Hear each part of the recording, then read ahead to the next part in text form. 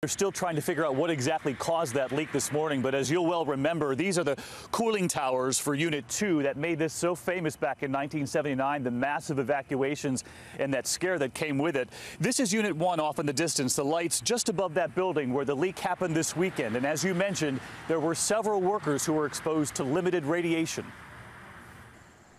The 150 workers were evacuated shortly after 4 o'clock Saturday afternoon when a radioactive leak was discovered in an opening in the Unit 1 building here on 3 Mile Island. This morning, authorities told us they're still trying to figure out what caused the leak. We've narrowed it down to 1 or 2 work activities in the reactor building that created some airborne contamination in the building. All the contamination was contained inside the reactor building. And this happened when workers were cutting through pipes?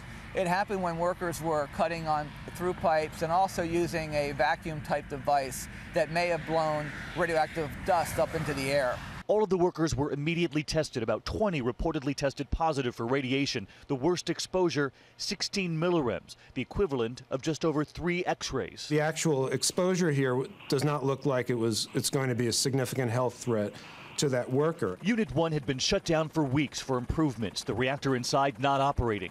It took Exelon Energy 5 hours to notify emergency officials, but authorities here say the residents, the neighbors who live in this area, were never in any danger. It could have been much worse, and it makes me want to just take preparation. For the people who live in the shadow of 3 Mile Island, what happened in 1979 will never be forgotten. Radioactivity is 75 times a dose that would be lethal to a human. The nuclear reactor meltdown is still considered the most serious in U.S. power plant history, causing widespread panic as 140,000 neighboring residents chose to evacuate.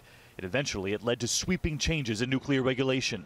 In recent weeks, during a tour of 3 Mile Island, the plant manager assured ABC's Bob Woodruff that a repeat of 1979 would never happen. That kind of melting is not going to happen again. That's correct. There's no way. That's correct. These plants are extremely robust. The safety systems are tested frequently. I'm told this morning that investigators with the Nuclear Regulatory Commission will be on site at Unit 1 there behind me, investigating what happened here over the weekend. And I did ask this morning about that one employee who received the most radiation, the equivalent of a little more than 3 chest X-rays. We're told he's doing fine and could be back to work as early as today. So a good sign that workers are streaming back in, Robin, but quite a scare here over the weekend. Yeah, but that is a great sign. David, thank you for being there for us this morning. Appreciate it.